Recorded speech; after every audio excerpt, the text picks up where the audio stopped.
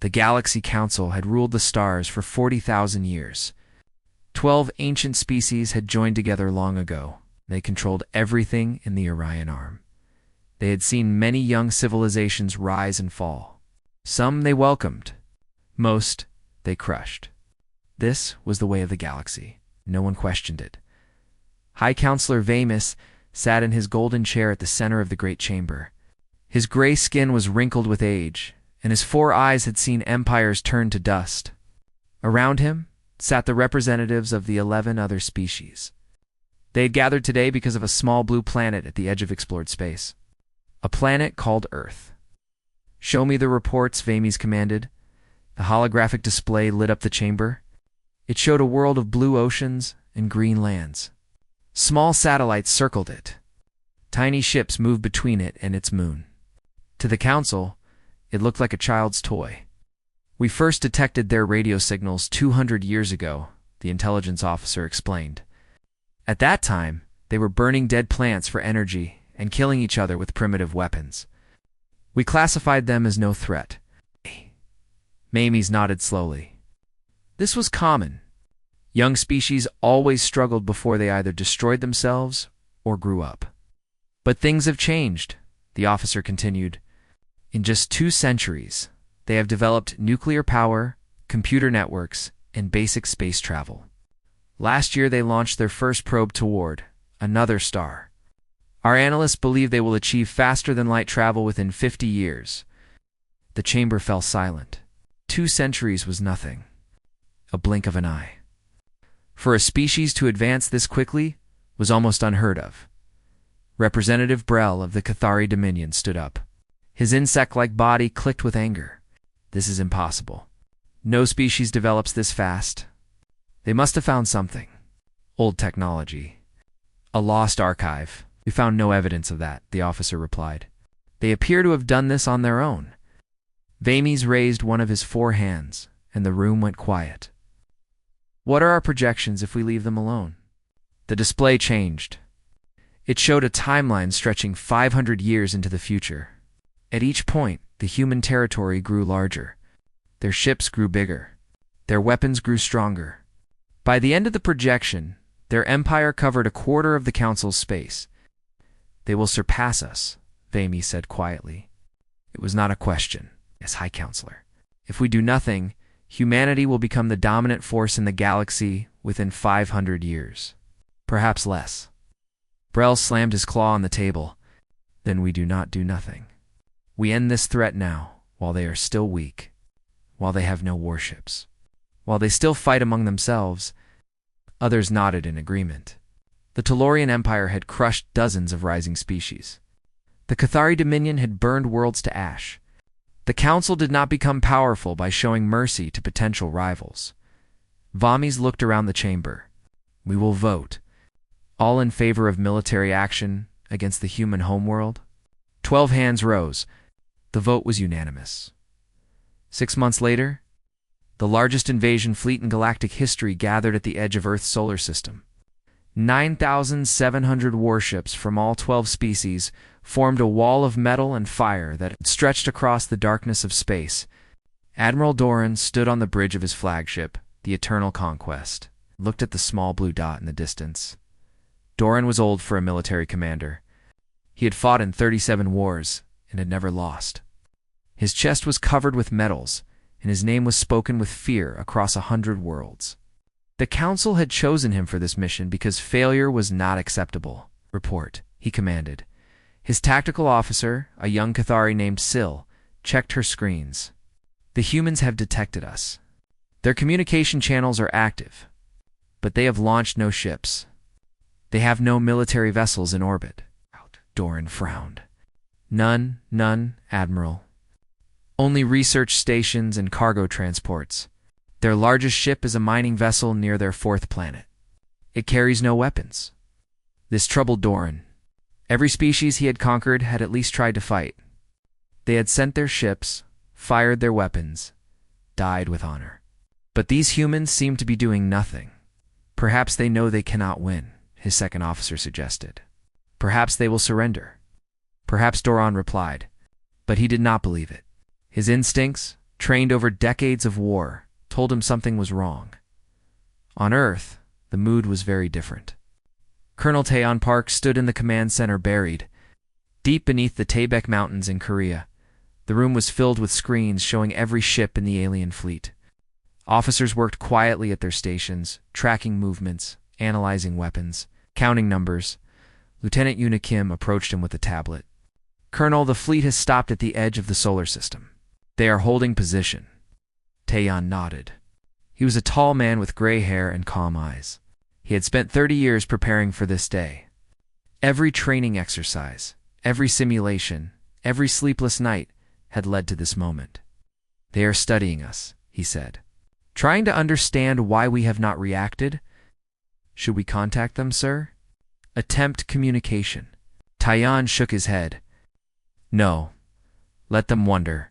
Let them doubt." He walked to the center of the room, where a large holographic display showed Earth surrounded by a faint blue sphere.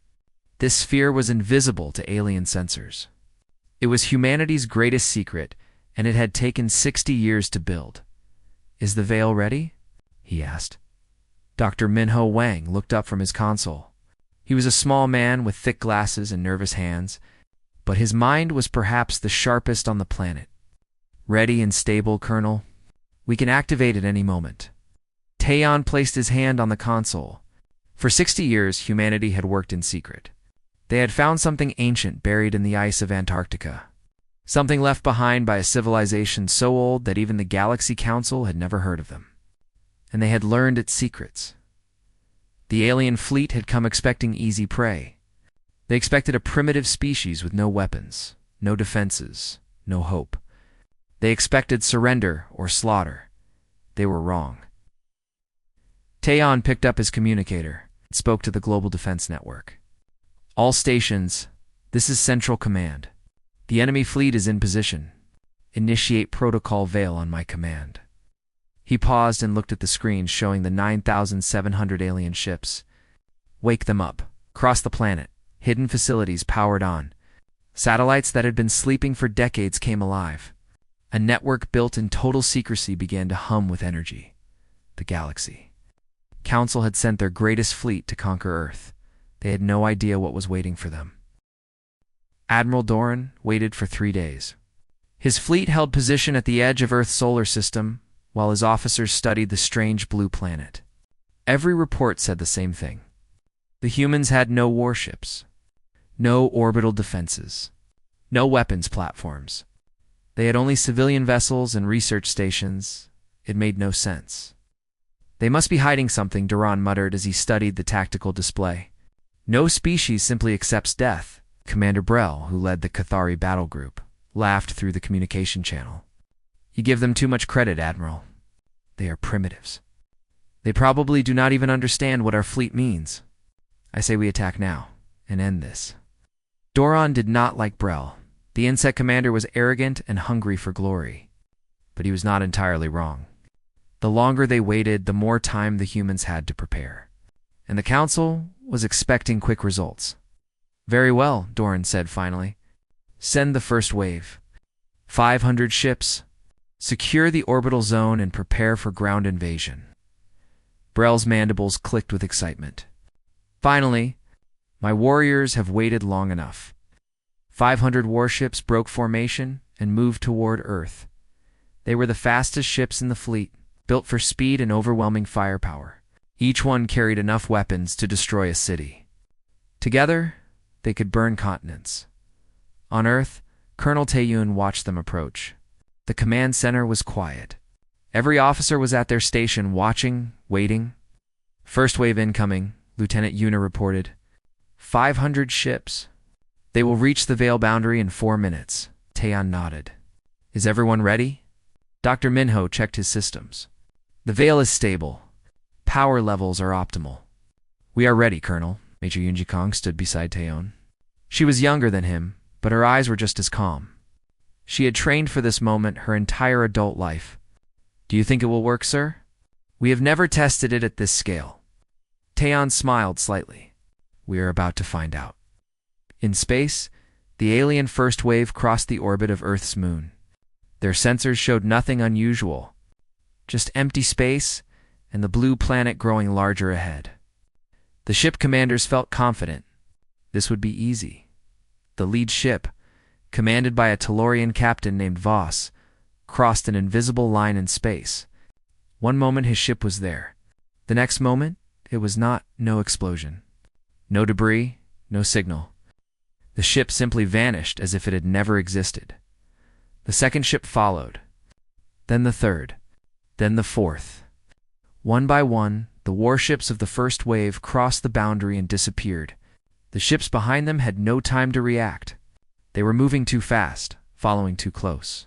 By the time anyone understood what was happening, half the wave was already gone. Stop. All ships stop. Captain Voss's second-in-command screamed, but his transmission never reached the fleet. He vanished mid-sentence, his ship swallowed by the invisible barrier, in less than 2 minutes. All 500 ships were gone. Admiral Doran stared at his tactical display in disbelief. Where 500 green dots had been, there was now nothing. His sensors showed no weapons fire, no energy signatures, no wreckage. It was as if space itself had eaten his ships. He demanded. What happened? Where are they? His officers scrambled at their stations. Unknown, Admiral. We detect no debris, no radiation, no emergency signals. They are simply ... gone. Commander Brell's voice came through the channel, shaking with confusion. This is impossible. 500 ships do not simply disappear. Your sensors must be broken. Our sensors are functioning perfectly, Doran replied coldly. Something destroyed our ships without leaving a trace, then we send more. We overwhelm whatever weapon they have. Against his better judgment, Doran agreed. He sent 800 ships in the second wave, ordering them to approach slowly with shields at maximum power. This time they would be careful. It made no difference. The moment the first ship crossed the boundary, it vanished. The others followed, disappearing one after another like drops of water falling into a deep ocean. 800 more ships lost in minutes. Doran sent a third wave, then a fourth. Each time, he tried different approaches. High-speed runs, slow approaches, different angles, different formations. Nothing worked. Every ship that crossed the invisible line around Earth vanished without explanation. In the underground command center, Colonel Tae-yun watched the numbers climb. 2,000 ships gone. 3,000. 4,000. The veil was working better than anyone had hoped. They keep coming, Yuna said, amazement in her voice. Why do they keep coming? Pride, Taeon replied. They cannot accept that they are losing to a species they consider primitive. Each wave they send is an attempt to prove they are still superior. Dr. Minho checked his readings. The dimensional fold is holding stable. Power consumption is within expected limits. We can maintain this for weeks if necessary. Major Yunji shook her head slowly. I almost feel sorry for them. They have no idea what they are facing. Do not feel sorry, Taeon said quietly. They came here to enslave our people, to kill our children, to burn our cities. They chose this war. We are simply ending it.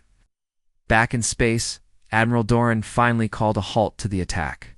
He had lost 4,200 ships in less than 1 day.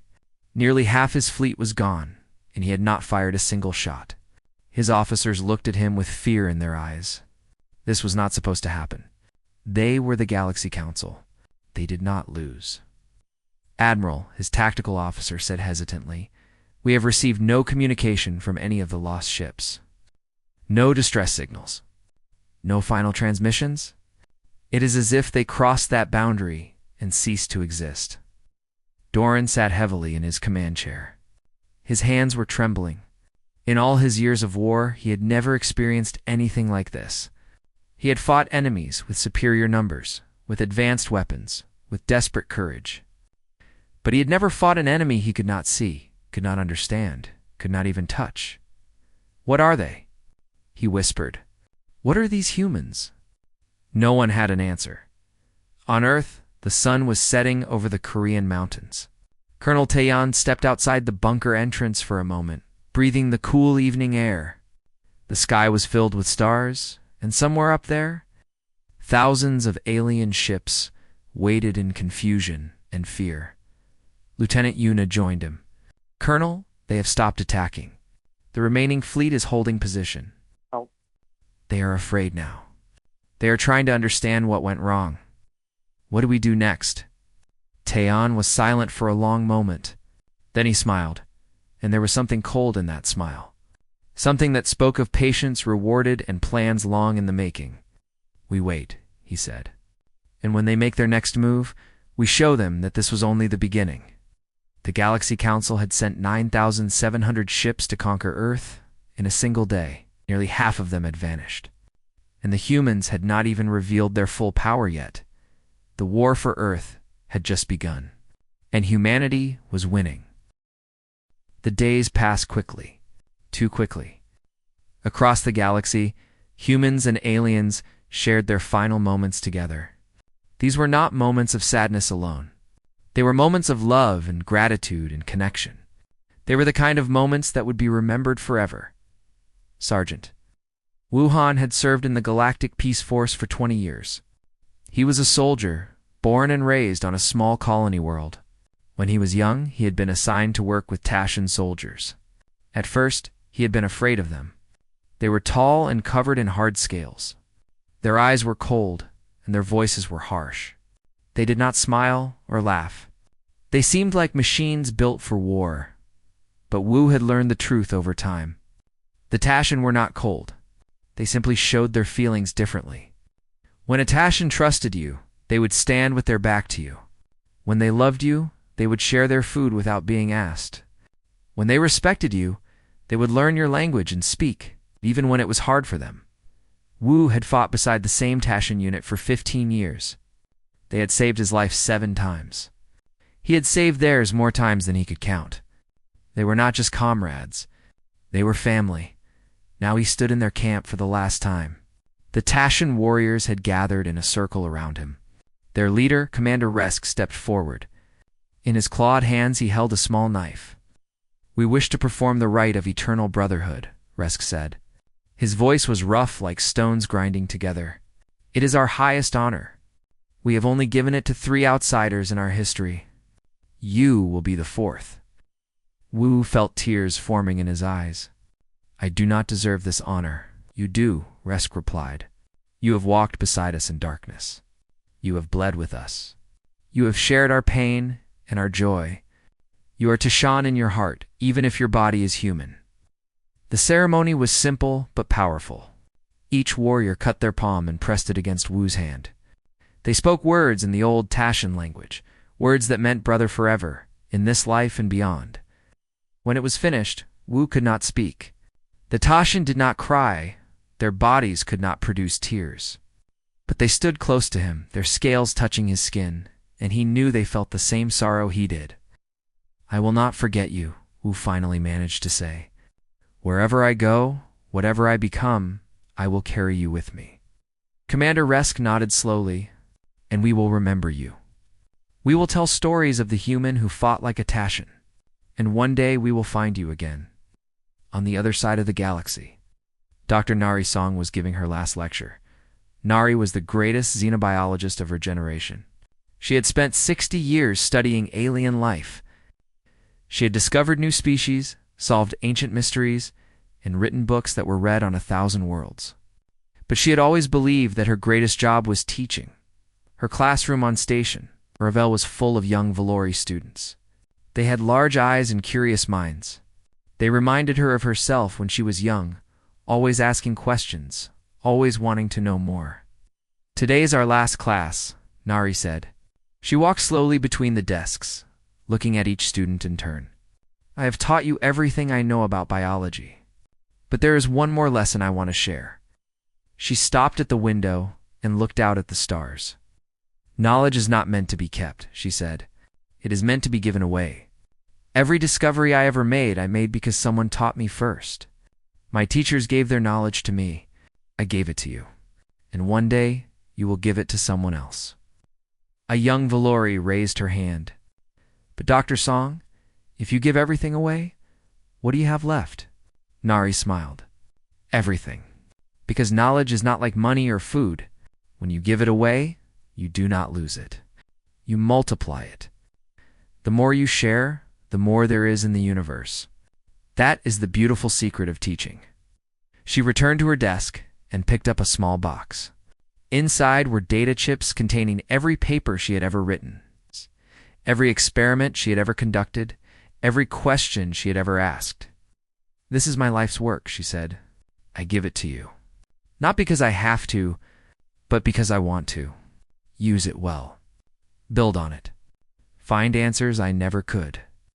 And when you discover something wonderful, share it with others. That is how we make the universe a better place." The student stood and bowed to her in the Valerie way. Nari bowed back, her old bones aching but her heart full of joy, far away, on a frontier world near Moric space. A young man named Hyun Kong was saying his own goodbyes. Hyun was only 19 years old. He had grown up on this world because his mother was a diplomat. Most of his childhood friends were not human. They were Morect, giant insect-like beings with shells like armor and hearts like gold. When Hyun was small, the Morect children had protected him from bullies. When he was sick, they had brought him food and sat by his bed. When he was lonely, they had taught him their games and their songs. They were the best friends he had ever had. Now they gathered around him in the field where they had played as children. The sun was setting, painting the sky in shades of orange and purple. Hyun looked at their familiar faces, their compound eyes, their clicking mandibles, their gentle claws. "I do not want to go," he admitted. His voice was shaking. "I know I should be happy. I know this is a good thing. But I am scared, and I will miss you so much." His oldest friend, a Moric named Drell, stepped forward. He was huge now, almost 3 meters tall, but his voice was as gentle as it had been when they were young. "We are scared too," Drell said. "We do not understand what is happening. We do not know where you are going or if we will ever see you again. But we know one thing." "What?" Hyun asked. "We know that you are brave. All humans are brave. You face the unknown without running away. You walk into darkness and find light. That is what makes you special." Hyun wiped his eyes. "I learned that from you. You taught me to be brave." Drell made a sound that Han knew was laughter. "No, we taught you to play games and eat too much food. The bravery was always inside you." They stood together as the sun went down, human and Moric, different in every way that could be measured, but the same in every way that mattered. "Will you remember me?" Drell asked quietly. Haon touched his chest, where his heart was beating. "You are part of who I am. You are woven into my soul. No matter what I become, no matter where I go, you will always be with me." The stars came out one by one. They had watched over this world for billions of years. They had seen species rise and fall. Now they watched a young human and his alien friends share their last night together. Tomorrow, there would be more goodbyes, more tears, more promises. But tonight, there was only love, and that was enough. The stellar weapons hummed with terrible energy. Admiral Doran stood on his bridge and watched the power levels climb. In 90 minutes, the weapons would be ready. In 91 minutes, Earth's sun would begin to collapse. In 3 days, every human would be dead. It was not the victory Doran had imagined. When he left Council Space 6 months ago, he had dreamed of parades and medals. He had imagined human slaves building monuments to his glory. He had seen himself as the admiral who brought a new species under council, control. Now he would be remembered as the admiral who burned a world because he could not conquer it. "Weapons at 60% charge," his tactical officer reported. "All ships report ready." Doran nodded but said nothing. Around him, his bridge crew worked in silence. No one spoke of the ships they had lost. No one spoke of the friends and family members who had vanished into the impossible barrier around Earth. They focused on their tasks, because focusing on anything else would drive them mad, Commander. Brell's image appeared on the communication display. The Cathari commander looked eager, his mandibles clicking with excitement. "Admiral, My weapons are nearly ready. I request the honor of firing the first shot." "You will fire when I give the order?" Doran replied coldly. "Not before, Course Admiral. I only meant I know what you meant." Doran cut the communication and turned away. Brel was a fool. He saw this as a victory, a chance for glory. He did not understand that destroying a star was an admission of failure. The Council did not reward admirals who failed. On Earth, the countdown had begun. Colonel Taeon stood in the center of the command room, surrounded by screens showing the alien fleet. Every officer was at their station. Every system was online. The moment they had prepared for was almost here. "Power levels at maximum," Dr. Minho reported. "The expansion field is ready. On your command, we can extend the veil to capture the entire fleet. How long will we need to keep it extended?" "Only a few seconds. Once the ships are inside the fold, they cannot escape. We can then retract to normal defensive range." Major Yunji checked her tactical display. "Colonel, the alien weapons are at 70% charge. We have approximately 1 hour before they can fire." Taeon nodded. "More than enough time, but we wait." "Wait, sir." Lieutenant Yuna looked confused. "Why wait? We can capture them now, before their weapons are ready." "Because I want them to feel hope," Taeon replied. "I want them to think they are about to win, and then I want to take that hope away. The Council must understand that they never had a chance, that from the moment they entered our system, they were already defeated. It was cruel, perhaps. But Colonel Taeon had spent 60 years watching the Galaxy Council conquer and enslave species across the galaxy. He had read the reports of worlds burned, populations enslaved, civilizations erased. The Council respected only one thing: power. And power was what he intended to show them. The minutes passed slowly. On the alien flagship, Admiral Duran watched the weapon charge reach 80%, then 90%. Around him, his crew began to relax. The humans had not responded. They had no way to stop what was coming. Soon the sun would burn, and Earth would die, and this nightmare mission would finally be over. "Weapons at full charge," the tactical officer announced. "All ships report ready to fire." Doran took a deep breath. This was it. The moment that would define his legacy. He would be remembered as a destroyer of worlds, but at least he would be remembered.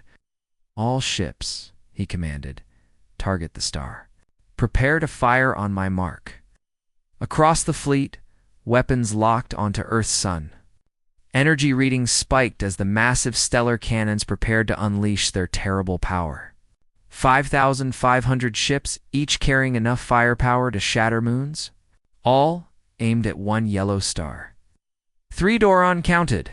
In the underground bunker, Colonel Taeyoon raised his hand. 2. Now, Taeyoon said calmly. Dr. Minho pressed the activation sequence. 1. Admiral Doran never finished the word. The universe twisted around him. For a single heartbeat, he saw something impossible, a wave of blue light expanding from Earth at impossible speed, washing over his fleet like a tide over sand. Ships disappeared into the light, thousands of vessels vanishing in an instant, and then it was over. Doran stood alone on his bridge. His tactical display, which had shown 5,500 green dots moments ago, now showed only one: his own ship. The rest of his fleet had simply ceased to exist. "No," he whispered. "No, no, no." He ran to the window and looked out into space. Nothing. Where thousands of warships had filled the darkness, there was now only emptiness. Only stars. Only silence. "Report." He screamed. "Someone report. Where is my fleet?" His communication officer checked her console with trembling hands. "No response from any ship, Admiral. All channels are silent. It is as if they were never there." Doran collapsed into his command chair. His entire body was shaking. The greatest invasion fleet in galactic history had vanished in a single second. 9,699 ships, gone. And he was alone.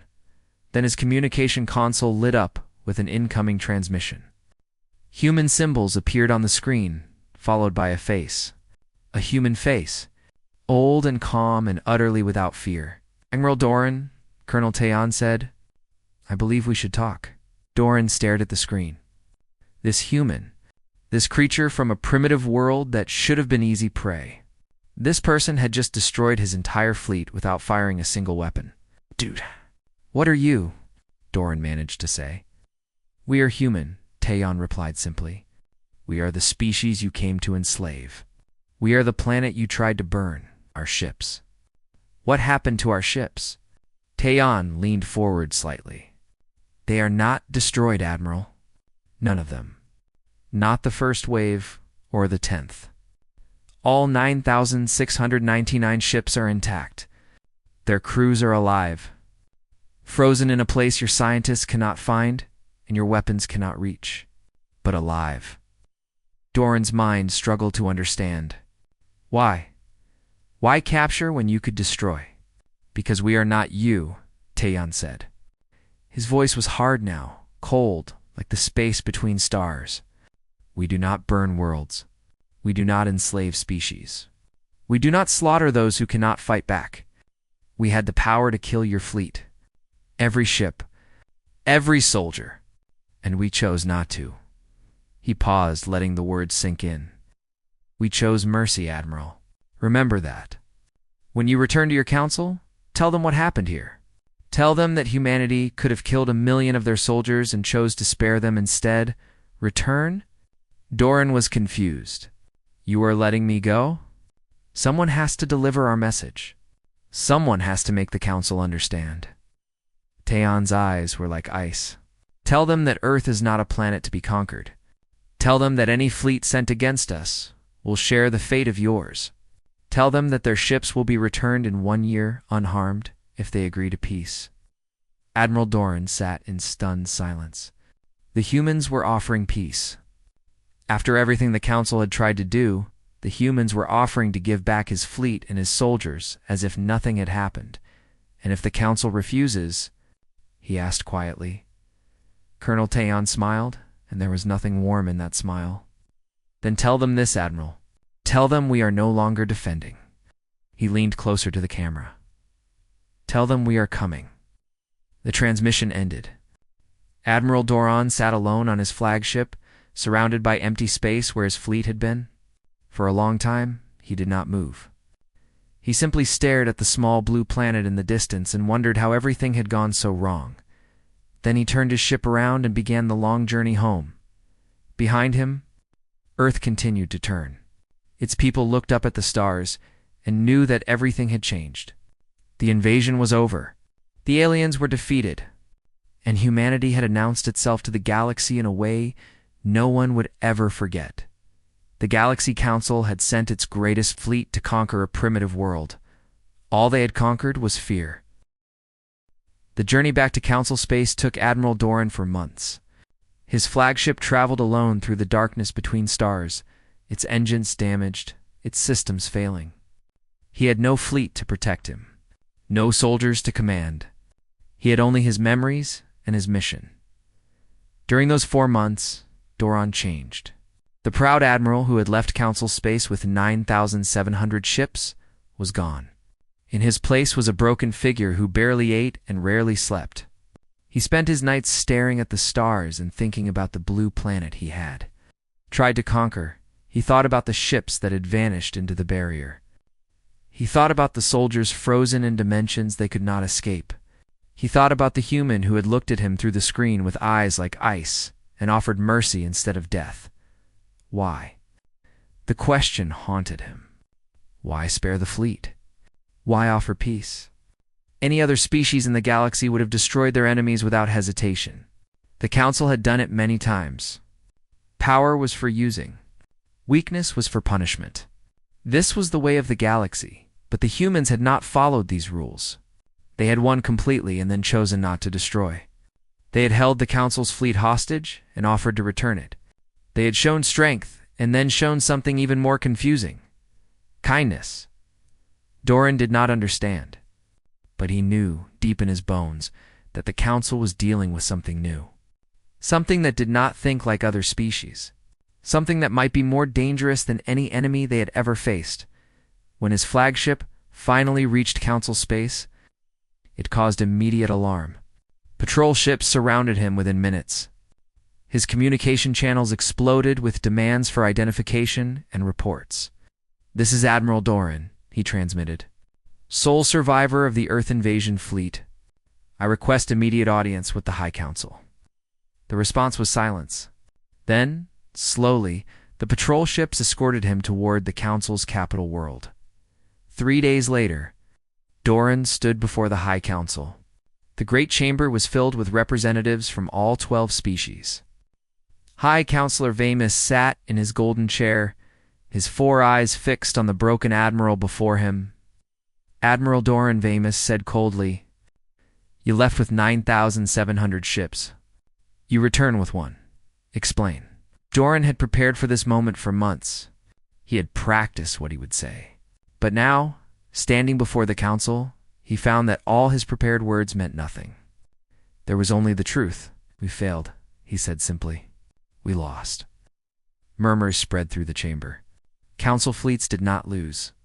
Not to primitive species. Not to anyone. "The humans have technology beyond anything we have ever encountered," Doran continued. "Our ships did not fight them. We never even saw their weapons. They simply took our fleet. One moment our ships were there. The next moment they were gone." Commander Brell's replacement, a young Cathari named Threx, stepped forward angrily. "Impossible. Ships do not simply disappear. You must have made errors." "You must have. I made no errors," Doran interrupted, his voice hard. "Watch the recordings. See for yourself. 500 ships in the first wave. Gone in seconds. 800 in the second. 1,000 in the third. We sent wave after wave, and they all vanished. By the end, we had lost over 4,000 ships without destroying a single enemy." He looked around the chamber at the faces of the council. Members, fear, confusion, disbelief. They did not want to accept what he was telling them. "We tried to destroy their sun. They took the rest. Every ship, every soldier.